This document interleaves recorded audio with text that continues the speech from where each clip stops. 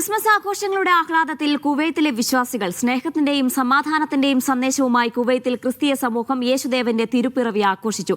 പാതിരാ കുർബാനകളിലും ക്രിസ്തുമസ് ശുശ്രൂഷകളിലും ആയിരക്കണക്കിന് വിശ്വാസികളാണ് പങ്കെടുത്തത്. ക്രിസ്മസിനെ വരവേൽക്കാൻ കുവൈത്തിലെ പ്രധാന പള്ളികളിൽ ആയിരക്കണക്കിന് വിശ്വാസികൾ എത്തിച്ചേർന്നു. തിരുപ്പിറവിയുടെ ഓർമ്മ പുതുക്കി വിവിധ ഇടവകകളുടെ നേതൃത്വത്തിൽ പ്രത്യേക പ്രാർത്ഥനകളും ശുശ്രൂഷകളും സംഘടിപ്പിച്ചു.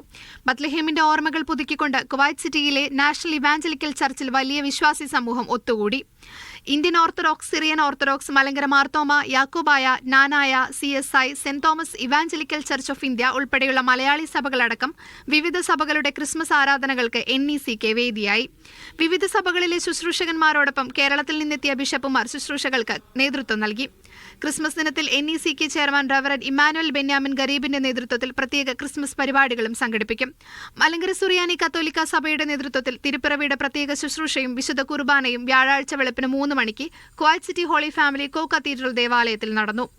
ശുശ്രൂഷകൾക്ക് റവറന്റ് ഡോക്ടർ തോമസ് കാഞ്ഞിരമുകളിൽ അച്ഛൻ മുഖ്യ കാർമ്മികത്വം വഹിച്ചു. സീറോ മലബാർ സഭയുടെ GCC അപ്പസ്തോലിക വിസിറ്റേറ്റർ ഫാദർ ജോളി വടക്കൻ തിരുപ്പിറവിയുടെ വചന സന്ദേശം നൽകി. സെന്റ് തോമസ് ഇന്ത്യൻ ഓർത്തഡോക്സ് പഴയ പള്ളിയിലെ ഈ വർഷത്തെ ക്രിസ്മസ് ശുശ്രൂഷകൾക്ക് മലങ്കര ഓർത്തഡോക്സ് സഭയുടെ കൽക്കട്ട ഭദ്രാസന മെത്രാപ്പൊലീത്ത അലക്സിയോസ് മാർ യൂസേബിയോസ് മുഖ്യ കാർമ്മികത്വം വഹിച്ചു. അഹമ്മദിയിലെ സെന്റ് പോൾസ് ദേവാലയത്തിൽ നടന്ന ശുശ്രൂഷകൾക്ക് ഇടവക വികാരി റവറന്റ് ഫാദർ എബ്രഹാം PJയും റവറന്റ് ഫാദർ ജോമോൻ ചെറിയാനും നേതൃത്വം നൽകി.